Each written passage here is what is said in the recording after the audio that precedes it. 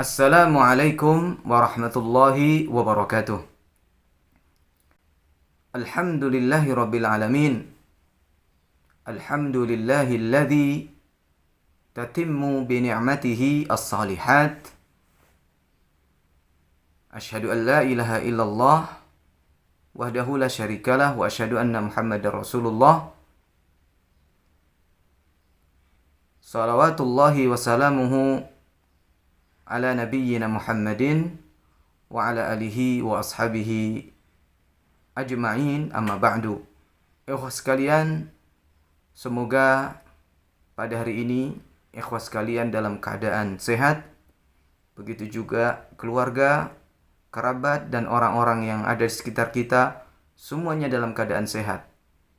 Dalam keadaan tetap di bawah bimbingan Allah, bimbingan iman, bimbingan takwa, sehingga kita pun menjadi manusia-manusia dengan Islam kita ini, manusia yang selalu diridhai oleh Allah dalam kehidupan kita di dunia, dan terlebih lagi ketika kita nanti sudah berada di akhirat, yang mana Allah memuliakan orang-orang yang bertakwa.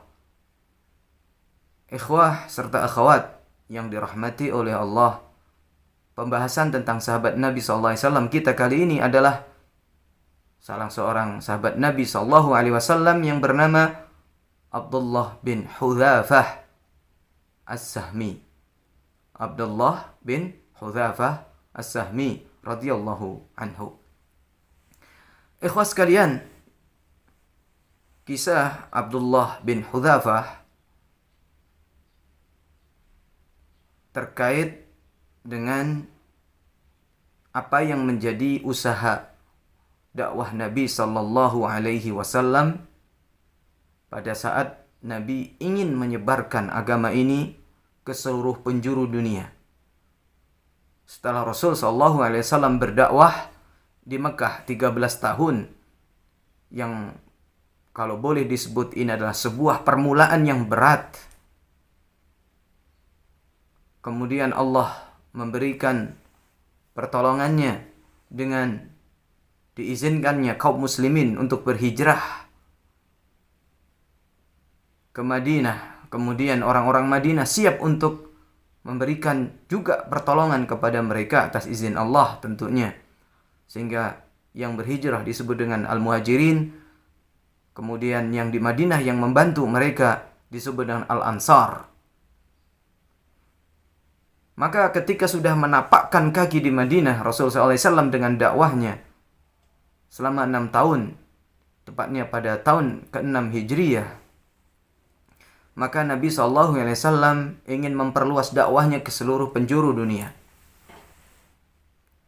Pada saat itu ada 2 negara adidaya yang begitu kuat. Negara pertama di daerah timur, di Persia, yang dipimpin oleh seorang raja dengan gelar Kisra. Kemudian di barat, di Romawi. Ini juga lambang kekuatan adidaya pada saat itu di bagian barat di Eropa, yaitu Romawi, dan raja bergelar Kaisar. Di Romawi adalah kekaisaran Romawi yang begitu kuat, dan di timur adalah dengan Kisra Persianya. Rasul SAW ingin mengirimkan beberapa utusan dari kalangan para sahabat di tahun ini untuk membawa surat yang isinya adalah ajakan kepada mereka untuk masuk ke dalam Islam. Mereka adalah orang-orang yang terpilih, yang dipilih oleh Rasul SAW, yang siap untuk menghadapi segala resiko. Bayangkan, pada saat itu, dari sisi fasilitas tentu sangat-sangat terbatas sekali. Bagaimana mereka menempuh perjalanan dari Madinah menuju Persia? Bagaimana mereka menempuh perjalanan menuju Romawi? Belum lagi nanti bahasa, ya, kendala bahasa yang belum tentu sama-sama dipahami. Dan tentu resiko lebih besar daripada itu. Seseorang bisa kembali, tetapi bukan dalam kondisi kembalinya adalah dalam kondisi sehat, dalam kondisi fisik yang sempurna. Tapi bisa jadi dia kembali, yang kembali hanya namanya saja. Ini adalah resiko-resiko yang siap dihadapi orang-orang yang dipilih Nabi SAW pada saat itu. Dan di antara yang dipilih adalah Abdullah bin Hudzafah. Abdullah bin Hudzafah ketika menerima mandat dari Nabi SAW dengan perintahnya yang mulia, membawa surat kepada Raja Kisra. Tentu dia sudah tahu resiko-resiko itu. Bukan orang yang serba meraba-raba, dia tahu betul akan resiko itu. Tetapi karena panggilan iman, karena panggilan takwa, dia hanya yakin bahwasanya barang siapa yang menolong agama Allah, niscaya Allah akan memberikan kemudahan dan pertolongan. Dengan berbekal niat yang khalisah, niat yang kuat, yang ikhlas hanya demi Allah. Kemudian dengan bekal keimanan, bekal ketakwaan, bekal ketawakalan kepada Allah Azza wa Jal, maka Abdullah bin Hudzafah siap as-sam'u wa ta'ah, sam'an wa ta'atan, ya, mendengar, tunduk dengan apa yang diperintahkan oleh Nabi sallallahu alaihi wasallam. Maka Abdullah bin Hudzafah pun memulai perjalanan panjang itu. Mulai perjalanan yang berat itu. Perjalanan yang penuh resiko itu. Dan sampailah dia di negeri Persia. Dia menyampaikan kepada para pengawalnya yang begitu ketat bahwa dirinya adalah berasal dari Arab, ingin menyampaikan pesan dari seorang yang mulia, yaitu Nabi Muhammad SAW, surat yang dia bawa agar disampaikan kepada Kisra. Sampailah berita itu kepada Kisra Persia. Akhirnya Kisra Persia pun menyiapkan begitu hal-hal yang harus disiapkan di istananya. Dia percantik istananya itu. Dan pada saatnya Abdullah bin Hudzafah hadir di hadapan Kisra. Dia siap menghadapi apapun yang diterima oleh Abdullah bin Hudzafah ini. Bahkan sebelum menghadap pun, ketika beliau menyampaikan kepada para pengawalnya bahwa apa yang dia bawa itu beresiko besar bagi dirinya, namun langkahnya tidak terhentikan oleh apa yang dikatakan oleh para pengawalnya itu. Sehingga sampailah dia di hadapan Kisra dengan pakaian yang begitu sederhana. Dia lilitkan selendangnya, kemudian dia berpakaian pada saat itu pakaian gamis yang tebal, lagi kasar, yang sangat memungkinkan oleh orang-orang Persia, bahkan rajanya sendiri direndahkan. Maka terjadilah apa yang terjadi. Kisra dengan isyaratnya, dengan begitu menghina dan merendahkan Abdullah bin Hudzafah, mengisyaratkan kepada salah satu dari bawahannya agar bisa mengambil surat yang ada di tangan Abdullah bin Hudzafah ini. Namun Abdullah bin Hudzafah menolak dan tidak mau memberikan itu karena dia diamanahi oleh Rasul SAW agar langsung memberikan surat itu kepada Kisra. Mendengar perkataan Abdullah bin Hudzafah, maka Kisra pun membiarkan Abdullah bin Hudzafah untuk mendekati dirinya dan memberikan surat itu. Diterimalah surat itu oleh Kisra Persia. Kemudian dia memanggil salah satu dari pegawainya yang berasal dari Arab untuk membaca dan menerjemahkan apa yang ada di dalam surat itu. Bismillahirrahmanirrahim. min Muhammad Rasulillah ila Kisra azimi Faris salamun ala man ittaba'al huda. Artinya adalah bismillahirrahmanirrahim, dari Muhammad utusan Allah kepada Kisra pimpinan Persia, dan selamat bagi orang-orang yang menerima atau mengikuti petunjuk. Mendengar apa yang dibacakan oleh anak buahnya tadi ketika menerjemahkan apa yang menjadi isi surat dari Rasulullah SAW, mukanya merah, berkeringat, marah, karena dia merasa dilecehkan.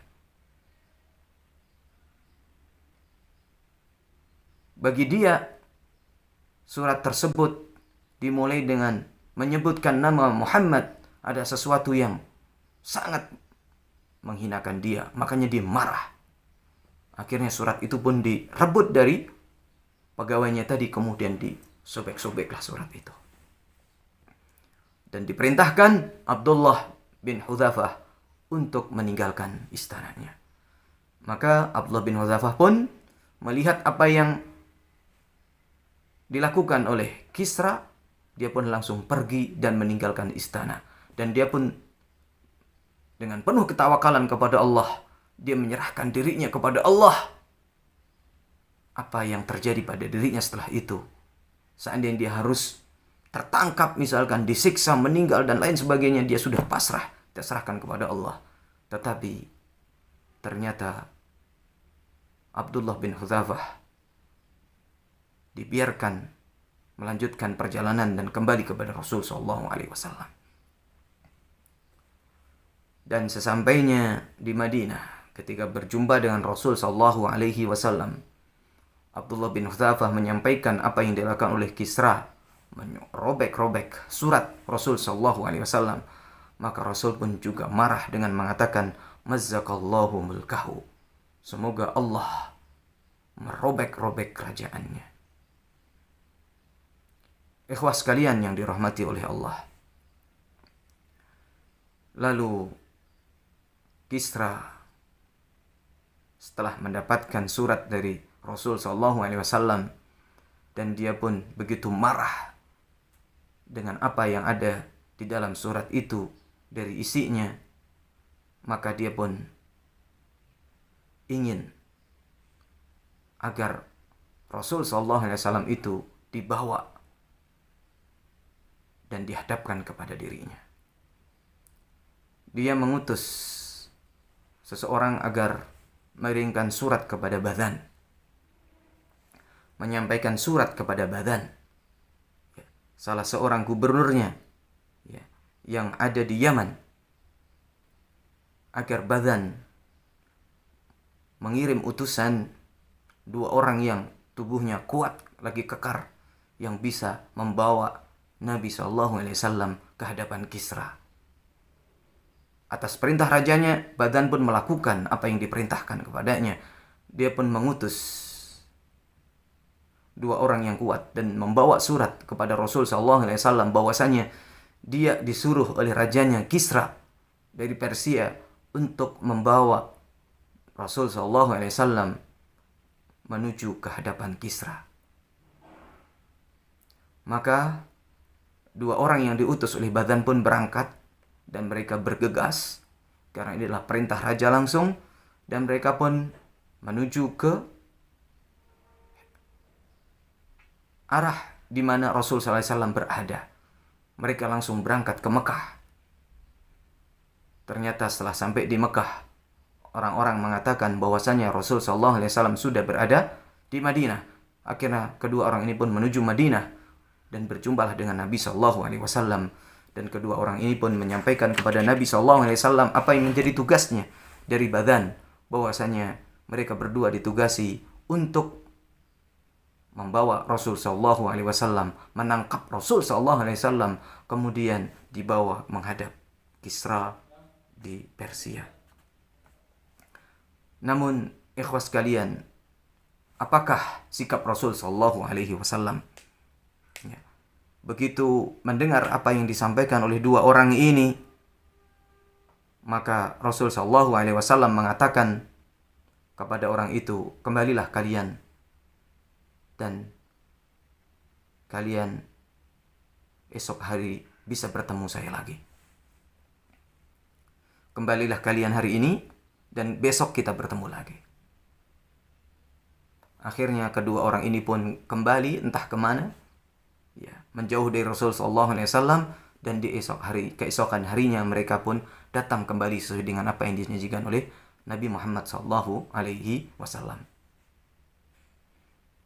Dan akhirnya pun dengan penuh semangat mereka mengatakan, apakah kamu wahai Muhammad sudah siap untuk kami bawa kepada Kisra?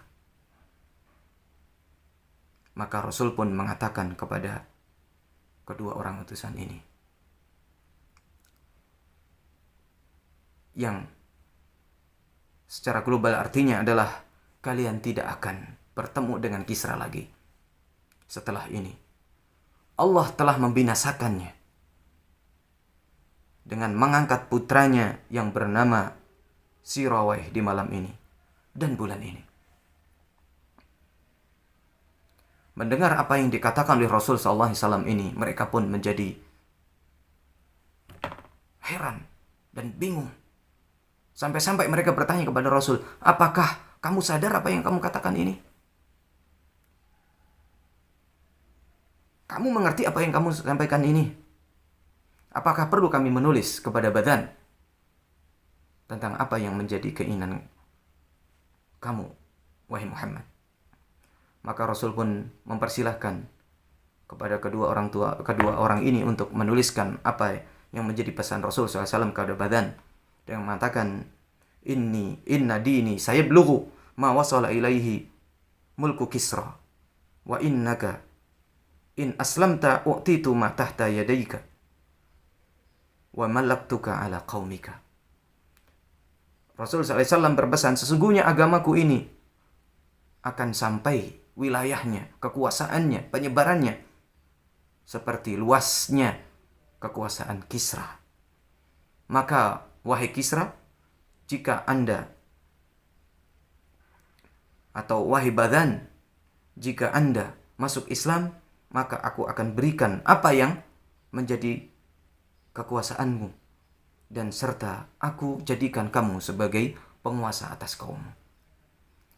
Akhirnya kedua utusan ini pun kembali kepada badan dan menyampaikan pesan apa yang dia dapat dari Nabi SAW. Ketika mendengar pesan ini dan disampaikan kepada badan, maka badan pun mengatakan, jika apa yang dikatakan oleh Muhammad adalah benar, bahwasanya Kisra mati terbunuh kemudian digantikan oleh Sirawayh, maka dia adalah benar-benar seorang nabi, ya, dan aku akan masuk Islam. Maka ikhwah sekalian, tidak lama dari itu badan mendapatkan surat dari Sirawayh yang mengatakan bahwasannya, ya, Sirawayh anaknya telah membunuh bapaknya sendiri karena ingin balas dendam, karena kesemena-menaan Kisra terhadap kaumnya dan kepada para wanita dari kaumnya, merampas harta rakyat dan sebagainya.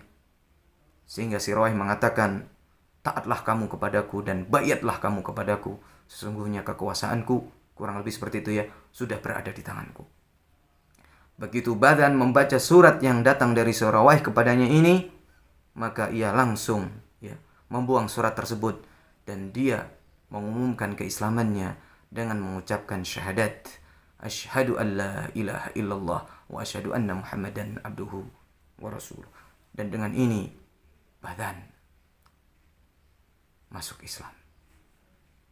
Ikhwah dan akhwat yang dimuliakan oleh Allah Azza wa Jalla, ini adalah kisah bagaimana sepak terjang Abdullah bin Hudzafah yang begitu berani membawa amanat Rasul Shallallahu Alaihi Wasallam.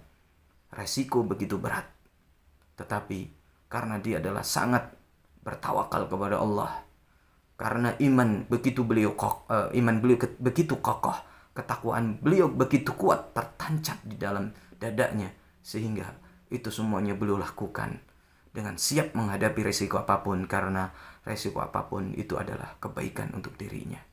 Seandainya dia meninggal pun adalah meninggal di jalan Allah Azza wa Jal. Seandainya dia hidup, maka dia pun bisa lebih melakukan banyak kebaikan atas apa yang dia lakukan. Dan alhamdulillah, ternyata mukjizat Rasul sallallahu alaihi wasallam nampak sekali di sini.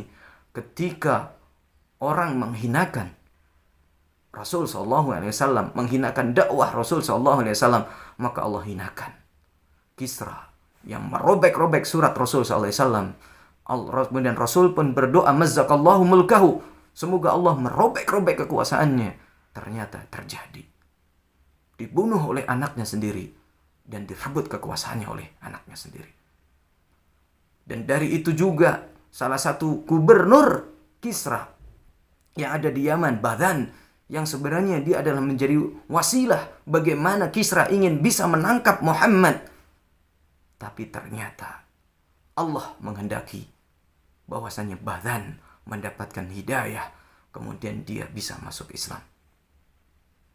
Ikhwah yang dirahmati oleh Allah, maka kebaikan itu manakala dilakukan oleh seseorang, manakala diri kita berada di atas kebaikan, sedang melakukan kebaikan, hendaknya kita tidak perlu ragu.